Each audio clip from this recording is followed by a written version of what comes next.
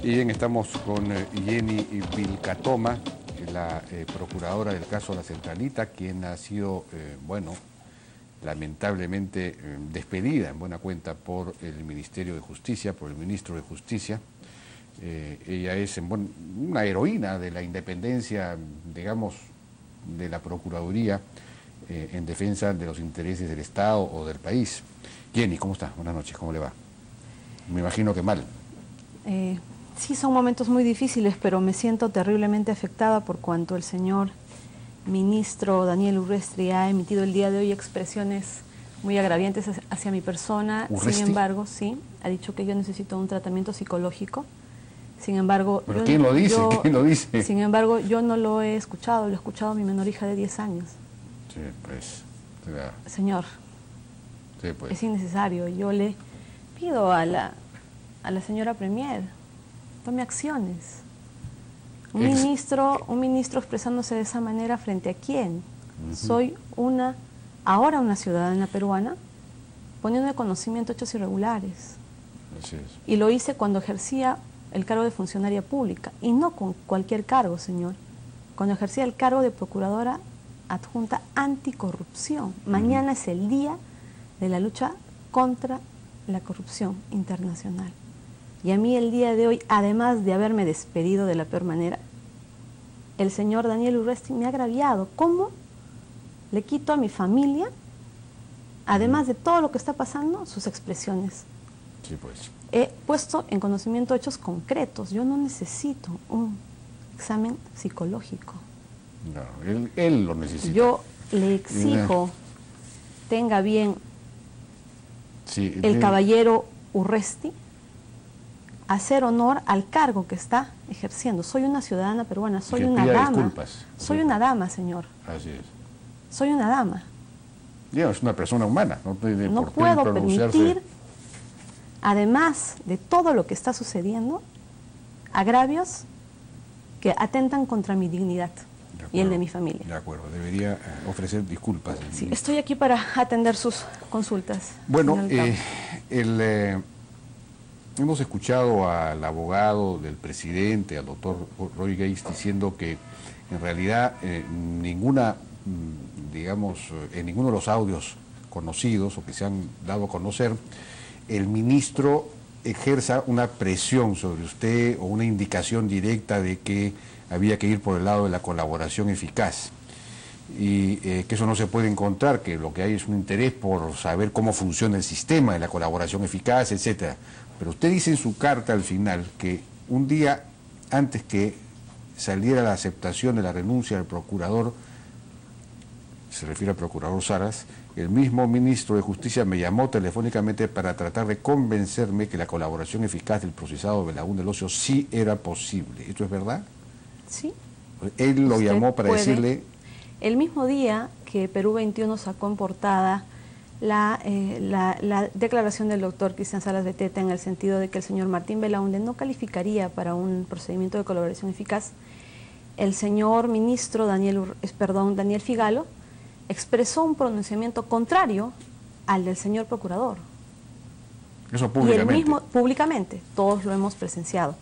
Y el mismo día, aproximadamente 5 o 6 de la tarde, el señor ministro se comunicó conmigo en la Secretaría de la Procuraduría, precisamente existe un audio que así lo acredita, hacía esfuerzos para poder arrancar de mis labios argumentos que pudieran contradecir la postura ya expresada de aquel llamado para poder emitir una opinión respecto de la colaboración eficaz. Si bien es cierto que es el fiscal el que recibe, no podemos olvidar que en el caso Ancash el primer colaborador fue promovido por la Procuraduría. Se nos permitió la participación en todas las declaraciones desde el principio. Hemos aportado elementos de convicción. Hemos podido participar y formular nuestras interrogantes. La participación del colaborador número 1 le dio un giro a esta investigación de cero a todo. Eso fue propuesto por ustedes. Nosotros lo ofrecimos, pero porque ahora... la Procuraduría, gracias al trabajo serio que se ha realizado desde el 10 de abril de este año, fecha en que el doctor Cristian Salas y todo su equipo concurre a la ciudad de Chimbote y se constituye la Fiscalía del Santa, y no nos dejarán mentir los señores fiscales, y recabamos las copias de la carpeta centralita, se realizó un estudio. Precisamente lo realicé yo porque ya conocía la carpeta y lo que se pidió era la prisión preventiva del señor Álvarez y de los 6 primeros imputados que se encontraban investigados en esa carpeta. Es así que con la presencia de este colaborador, a partir del 14 de abril del año 2014, esta investigación da un vuelco. La Procuraduría participó activamente. Es cierto, la Fiscalía promueve, la Fiscalía lleva a cabo, pero llega un momento en que se firma un acta y la Procuraduría participa de la suscripción de esa acta. Ahora, en ese audio que se ha dado a conocer, el ministro no le indica a usted en ningún momento que procedería la colaboración eficaz en el caso de Belaúnde Locio. Él le pregunta, y claro, lo que él está insinuando es que en realidad la Procuraduría no tendría por qué intervenir en ese asunto porque eso es una decisión del fiscal, y eso de alguna manera lo ha dicho César Azabache ahora. Este es un tema del fiscal y del juez. ¿Por qué la Procuraduría se interesaría en decir este sí y este no? Tomo sus palabras y les digo lo mismo. ¿Por qué un ministro se interesaría en que una procuradora le diga que sí o que no?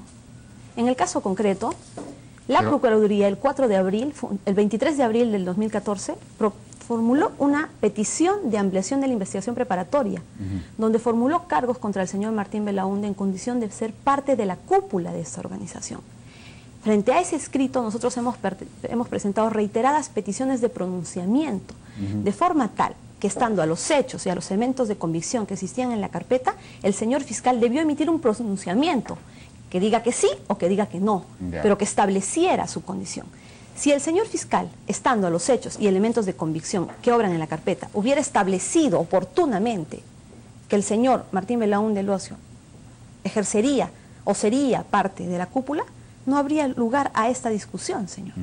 Porque la ley se aplicaría y simplemente quienes son líderes no califican para la colaboración eficaz. ¿Y por qué Belaúnde Locio formaba parte de la cúpula según la Procuraduría?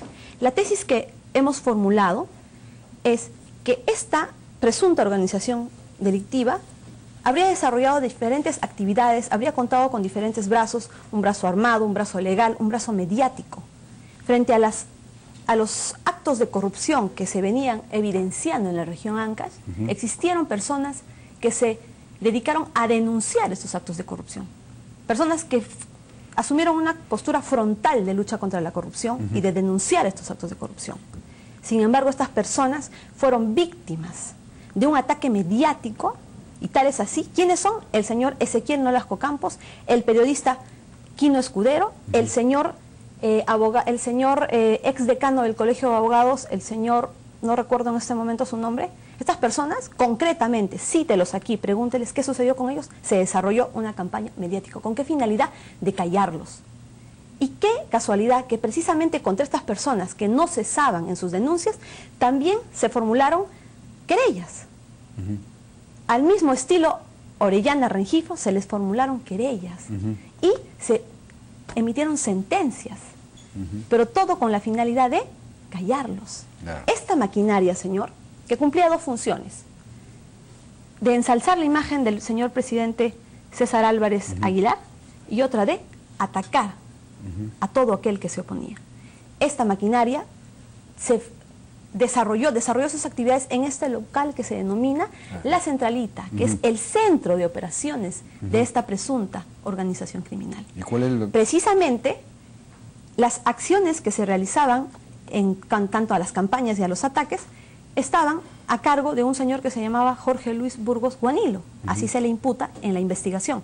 Pero a su vez el señor refiere que quien es el jefe de este equipo sería el señor Belaúnde Locio, quien, a raíz del allanamiento ocurrido el 13 de julio del año 2011, se irroga ser dueño es dueño de la empresa Ilios Producciones, pero indica que las acciones que se realizaban de campaña no eran propios de un grupo que realizaba un trabajo en la centralita, sino que eso lo realizaba la empresa Ilios Producciones. Entonces, si nosotros seguimos una cadena de orden... ¿Y las producciones desarrollaba las campañas contra los ataques a los demás? No entiendo. ¿Qué es lo que es? En la centralita se realizaban, se desarrollaban, se producían spots para atacar a los opositores. Pero asimismo se realizaban campañas a favor para ensalzar la imagen del señor César Álvarez. El señor Martín Belaúnde, en su declaración rendida en el año 2013 ante la Fiscalía, indica: yo soy amigo del señor César Álvarez, me encargo de su imagen personal, no le cobro un sol por ese trabajo, tampoco he suscrito con la empresa, siendo dueño de la empresa Ilios Producciones SAC, no he suscrito un contrato ni con una empresa pública ni con una empresa privada. Entonces ahí vienen los cuestionamientos. Entonces, si el señor César Álvarez no pagaba ni un sol por todo ese trabajo, tampoco suscribía a esta empresa ningún contrato con ninguna empresa pública ni privada, el cuestionamiento viene a ser de dónde provenían los fondos que sostenían toda esa campaña millonaria. El señor Martín Belaúnde del Ocio, en su declaración, dice: yo soy dueño de la empresa Ilios Producciones y me encargaba de esta maquinaria. Sin embargo, la tesis de la Fiscalía está formulada en atención a que esta sería que el señor Martín Belaúnde habría prestado el nombre de esta empresa para que sirva de fachada para las verdaderas acciones que se realizaban en el local denominado La Centralita. Entonces, si nos vamos en un orden de jerarquías, el señor Belaúnde del Ocio, por su propia versión, se irroga a ser dueño, se irroga a ser quien habría brindado o aceptado brindar este trabajo de asesoramiento de la campaña de la imagen personal del señor César Álvarez. En ese mismo orden viene las imputaciones al señor Jorge Luis Borugo Anilo, y luego, en última línea, todos aquellos trabajadores que vieron y realizaron trabajos de edición, de producción, de todos aquellos spots, tanto para ensalzar la imagen del señor César Álvarez como para atacar a los funcionarios. Esa es una tesis formulada por esta Procuraduría, perdón, no me acostumbro todavía, la Procuraduría Anticorrupción, claro, en base a elementos de convicción que existen a la carpeta. De acuerdo. Entonces, al haber el fiscal no formulado esa precisión, es que caben este tipo de discusiones. Claro. Entonces, lo que ha hecho la Procuraduría es decir: señores, en primer lugar, se ha esbozado una tesis de ser parte de una cúpula. Señor fiscal, pronúnciese. El señor fiscal no se ha pronunciado hasta el día de hoy. Eso ha generado este tipo de conflictos, porque si el señor fiscal determina que sería parte de la cúpula, no cabe discusión, señor. Pero si no, por lo menos nos da la posibilidad de que nosotros podamos cuestionar, o por lo menos recién abre las puertas pues para que se pueda dar una discusión de una posible, posible desarrollo de un procedimiento de colaboración eficaz. En la conversación que usted tuvo en el mes de mayo, creo, llamada por el ministro Figalo, ¿no es cierto?, donde usted acudió, me parece que también acudió con Joel Segura, y ahí estaba el señor Roy Gates, aunque al principio no le dijeron que era Roy Gates, ¿no es cierto? En esa conversación se preguntó específicamente por el caso Belaúnde del Ocio. Roy Gates, por ejemplo, estaba interesado, o el propio ministro, en saber cómo estaba el caso específico de Belaúnde del Ocio, o era en general sobre la Centralita. La pregunta en su momento fue directamente para saber qué es lo que había contra Martín Belaúnde del Ocio. Esa era la pregunta. Y lo que yo le he explicado de esta manera, de forma categórica, lo expliqué en ese momento, porque la carpeta yo la tengo en mi cabeza. Claro. Y yo le explico sin tener que leer absolutamente nada. Pero algo me preocupaba, señor, que mientras yo explicaba y decía: el señor Martín Belaúnde del Ocio ha dicho que es amigo del señor César Álvarez, el ministro Figalo decía: ¿qué? ¿Eso ha dicho? ¿Él mismo ha declarado? Sí, ha declarado. Está en la carpeta fiscal. ¿Es amigo qué? Perdón, de César Álvarez. O sea, el señor Martín en su declaración dice: soy amigo de César Álvarez. Entonces, cuando yo le explico ese tema, veo al ministro que reacciona y dice: ¿qué? ¿Eso ha declarado? Sorprendido. Sí, le digo, él ha declarado ante la Fiscalía. ¿Él mismo lo ha dicho? Por supuesto. Paso al segundo punto, que ¿eso ha dicho? Por supuesto que ha dicho, señor. Él mismo lo ha declarado. Y a medida que yo iba sustentando y sustentando categóricamente, porque así es mi estilo, señor, yo veía al ministro y al señor que estaba a su costado que se ponían cada vez más nerviosos, cada vez se agarraban el cabello, se echaban el aceite, y yo decía: ¿cuál es el problema aquí? Se entiende que deberían estar muy orgullosos que estoy explicando el caso, cómo se está trabajando de manera seria, pero yo los veía muy ofuscados. El día de ayer el señor Roy Gates estuvo en el programa en Canal N, se ofuscó. Yo vi cómo poco a poco se ofuscó a medida que le iban preguntando. Esa misma conducta tuvo ese día. Se fue ofuscando poco a poco y a mí me llamó la atención, de forma tal que cuando yo termino mi exposición, le pregunto al señor: señor, porque no me dejaba tranquila el hecho de sus expresiones, y le pregunto mirándole a los ojos: ¿quién es usted? ¿Quién es usted, señor? ¿Cómo se llama? Reaccionó Ah. y me dijo, Roy Gates. Roy Gates. ¿Y en qué área labora, señor? ¿Dónde labora? Y me contestó, soy asesor de O sea que de Palacio. no se lo presentaron No, señor, siquiera. no me lo presentaron, señor. Si a mí me lo presentaban, yo hubiera dicho, señor ministro, con todo el respeto, yo no puedo informar a una persona distinta porque la información que tenemos acá es de primera mano, que no sea directamente relacionada a nuestra función. Yo no soy nueva en este caso, señor. Yo he sido fiscal provincial en el Santa, encargada de esta investigación. La reabrí. He sido fiscal adjunta superior anticorrupción en Loreto. He sido fiscal adjunta superior en Villa María del Triunfo. Claro. Vengo a asumir este cargo con mucha experiencia, sé perfectamente quién debe y quién no debe Entonces, estar, ¿usted y lo puedo suponía que decir. este señor Roy Gates, usted suponía que era un asesor del ministro o qué? Puede ser un asistente, un secretario, Claro. alguien que le tome nota, Claro. ¿no? Porque en tanto no me presente y me dice es tal celebridad, Claro. yo no me puedo dar por enterada y yo llego preocupada por mi exposición, por mi tema, porque eran el caso Ancas, Claro. ¿no? Yo no me preocupé por ello, pero sin embargo le pregunté. Pero ¿sabe qué le pregunté inmediatamente? Porque cuando me dijo asesor del Palacio, obviamente Claro, sobre todo por las preguntas que había hecho. le pregunté y le dije, señor, usted me acaba de escuchar, ¿le puedo hacer una pregunta? Sí, me dijo. ¿Qué le aconsejaría usted a sus asesorados luego que me ha escuchado? ¿Me puede decir? El señor se sorprendió, me miró, me dijo que se ofuscó. Por favor, respóndame, señor, le acabo de explicar. ¿Qué le aconsejaría usted a sus asesorados? ¿Y sabe qué me contestó? Que deslinden, pues, señor, le dije, que deslinden. ¿No habrá pasado, señor, media hora o una hora? La bancada nacionalista, encabezado por el señor Sergio Tejada, en RPP se estaba presentando, indicando que deslindaba con el señor Martín Belaúnde Locio. O sea que usted encima les hizo un favor político. Yo quiero preguntarme, señor, si cuando yo expliqué, a mí me escucharon en tiempo real. Porque yo he explicado casi 2, 3 horas. O sea que usted está siendo grabada. Yo entré de día y salí de noche. ¿Cómo es posible que en tan pocos minutos toda la bancada haya tenido, pues, supongo, la información necesaria para poder deslindar?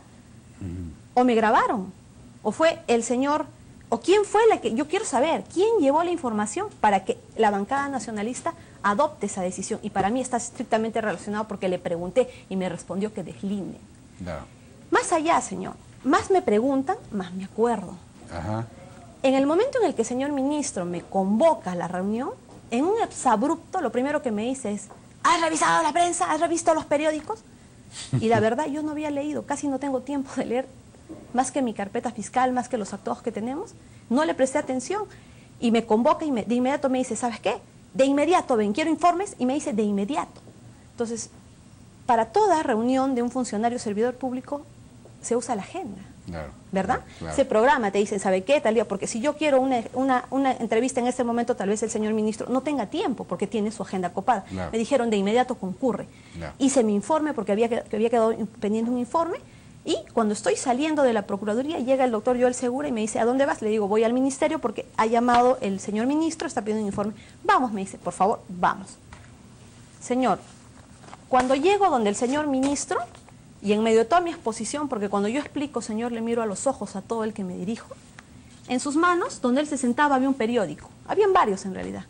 Entonces, me llama la atención el periódico y empiezo a ver, porque dije, tal vez me va a preguntar de la noticia y yo no sé la noticia. Entonces, usted no había leído los... No había leído. Entonces me dedico a ver el periódico, y logro ver imágenes de César Álvarez, Martín Belaúnde y la primera dama. Entonces, el día de hoy he mandado a buscar, como no tiene idea, ese periódico, porque saco mi conclusión y yo analizo muchísimo y digo, lo primero que me dijo es, ¿has visto la prensa? Yo no le di importancia. Voy, expongo, al señor le pregunto, me dice, y después la bancada nacionalista deslinda. Entonces, he mandado a buscar el periódico, señor, y lo he encontrado. A ver. De fecha 15 de mayo, día de la reunión. Y la portada precisamente es esta, en la cual dice, asesora de primera dama es esposa de implicado en caso de centralita de Ancas. ¿Y qué fotografías tenemos? A la señora Roxana Altuna, a la señora primera dama Nadine Heredia, a Martín Belaúnde Locio. Pero lo importante es que aquí abajo aparece la imagen del señor César Álvarez. Yo me pregunto, para hacer un análisis, si veo la fotografía solo hasta acá, bueno, tal vez yo no tendría nada que explicar. Pero si veo al señor César Álvarez y la investigación, la centralita, versa sobre el señor César Álvarez y otros imputados, yo me pregunto, entonces, ¿por qué me llamaron a mí? ¿Qué es lo que querían saber? Es decir, en este periódico aparece el señor Martín Belaúnde del Ocio. Claro. Me preguntan... Querían saber señor, cuánto había hablado Martín Belaúnde del Ocio. Me preguntan por Martín Belaúnde del Ocio. Sí. Y la pregunta es, ¿qué hay contra Martín Belaúnde del Ocio? ¿Qué hay contra Martín Belaúnde del Ocio? Yo explico. Claro. Era y para saber termina hasta la dónde reunión, había... hasta dónde. Hasta dónde Yo quiero llegaba saber la cosa. qué le preocupaba al señor ministro, actos propios de su función. ¿Qué le preocupaba al señor Roy Gates?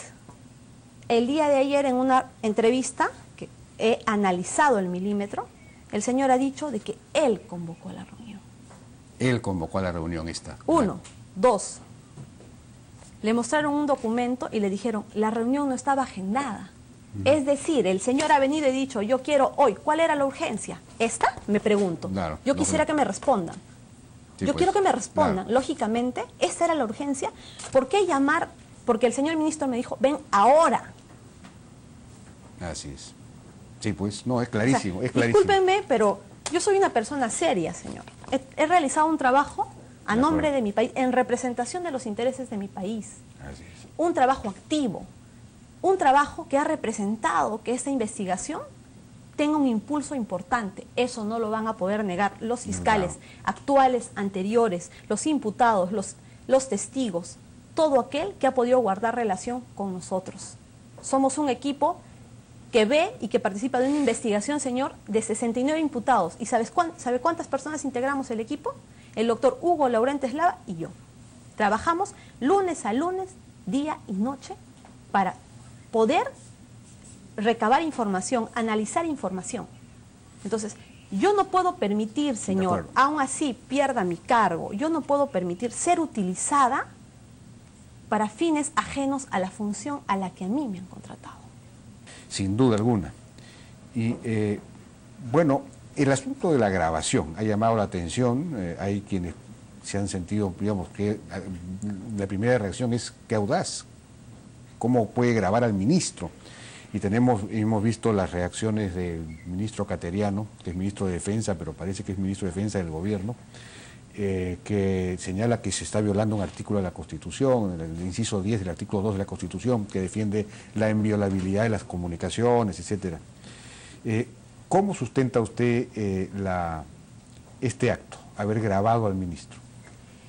En la carta que he presentado al señor presidente de la República explico una serie de actos consecutivos que inician con esta reunión que da lugar luego a una conversación en una reunión con el doctor Salas, donde se analiza pues la verdadera trascendencia de la presencia de este señor. ¿Y qué es lo que nos ordena el doctor Salas? A partir del día de hoy no contestan al señor ministro, no contestan las llamadas, no hablan con nadie, trabajan simplemente de lunes a lunes y la información es reservada, solamente conversan conmigo. Y a partir de hoy se registra absolutamente todo lo que suceda, todo en relación a esta carpeta. Eso fue una indicación de Salas. Por supuesto que sí, por supuesto, porque estábamos ante un caso emblemático, estábamos ante un caso donde se investiga una presunta red criminal, en tiempos en que nuestro país, el Perú, está siendo devorado por la corrupción, señores. De acuerdo, así es. Es así que yo informo una serie de hechos que están detallados en mi carta. Uno, entrevista con el señor ministro, en presencia del señor Roy. Segundo, la reunión de los señores fiscales, ¿dónde se realiza la reunión? En el Ministerio de Justicia. ¿Con quién? Con el ministro de Justicia. El ministro ha indicado que ha sido a pedido de la Fiscalía. No interesa, señor. Primer acto, está el ministro de Justicia. Segundo acto, reunión de fiscales con el ministro de Justicia. A partir de ese momento, señor, empezaron una serie de acciones por parte del Ministerio Público de negarnos todas las peticiones que nosotros hemos formulado. Hay una petición de variación de arresto domiciliario o prisión preventiva del señor Román Reina, expresidente del gobierno regional, por haber irrumpido en el gobierno regional con guardaespaldas, matones, de donde tuvieron que sacarlo con policías, que hace ver su interés de obstaculizar. Hasta el día de hoy el señor fiscal no se pronuncia. Y así una serie de pedidos que fueron negados sistemáticamente.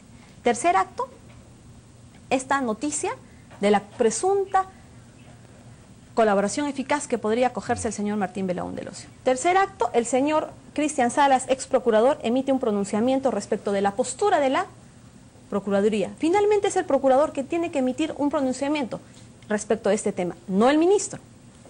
Siguiente acto, señor, el ministro es el que emite una opinión distinta al procurador. Siguiente acto, el ministro el mismo día, señor, me llama para querer arrancar de mis labios una postura distinta a la ya emitida por el señor procurador. Tercer acto, siguiente acto, era la declaración del señor César Álvarez en el penal de Piedras Gordas, donde estuve presente con el doctor Hugo Laurentes Lava, y cuando estábamos en plena declaración se hizo presente el abogado del señor Martín Belaúnde del Ocio, el doctor Urquizo Olaechea.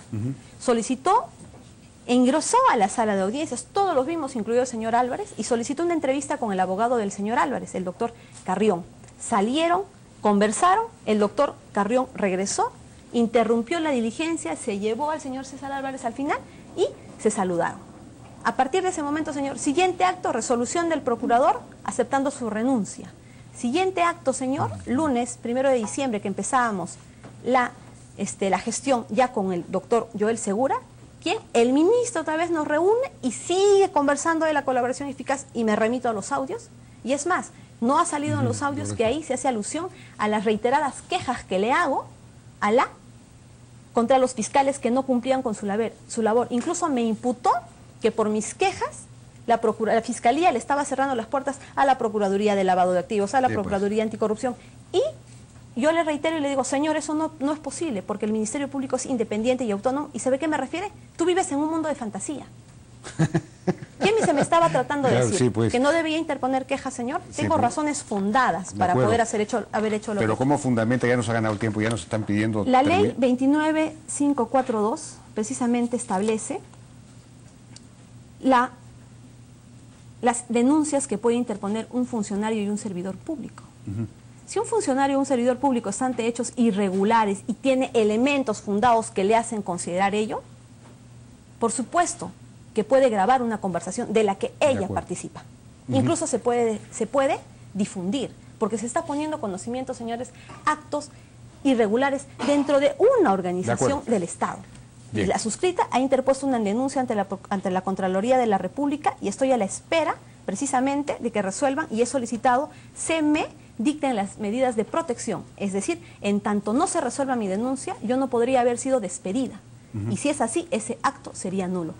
Las leyes, señor, se dan por algo en este país para proteger precisamente a los funcionarios y servidores públicos que se atreven a denunciar. Claro. ¿Qué mensaje nefasto? Usted debería ser repuesta. Dejemos de lado a la doctora Vilca Tomás. ¿Quién debería pronunciarse sobre su La Contraloría de la República. Yo estoy a la espera de que se comuniquen conmigo. Estoy pidiendo una cita con el Contralor. Voy a estar a primera hora mañana para entregar los audios con los que cuento para que se acredite todo lo que estoy expresando. Protección, porque se le ha retirado la protección, ¿no es cierto? Sí, el señor Urresti ha dicho que sí le van a dar protección, pero creo que... Lo que sucede es que yo cuento con protección no por el cargo, porque el único que puede gozar de protección es el procurador. A mí me ha dado protección porque yo he sido amenazada anteriormente y desde que asumo el cargo, obviamente mi vida está en riesgo. Entonces, el día de hoy se hizo presente el señor que me brindaba seguridad, el señor César Alarcón, muy amablemente, incluso a quien le comuniqué, señor Alarcón, ya no soy procuradora, quiero saber, ¿usted va a continuar conmigo? Y él me dijo, por supuesto, doctora, yo me quedo aquí. Pero sin embargo, me llamó inmediatamente y me dijo, doctora, acaban de dar la orden de levantar la seguridad. Qué horror. Bueno, es doble. Y el ministro Urresti, francamente, ya se ha pasado de... Y yo no necesito un examen psicológico, señor. Sí, pues, así es. Bien, Jenny Vilca Tomás, la felicito por su actitud, por su valentía, por su honradez, por su integridad, y esperemos que sea repuesta efectivamente por la Contraloría en su puesto. El país lo necesita. Muchísimas gracias por su participación. Nos hemos pasado la hora, pero en fin, era indispensable. Y bueno, vamos a una pausa y regresamos.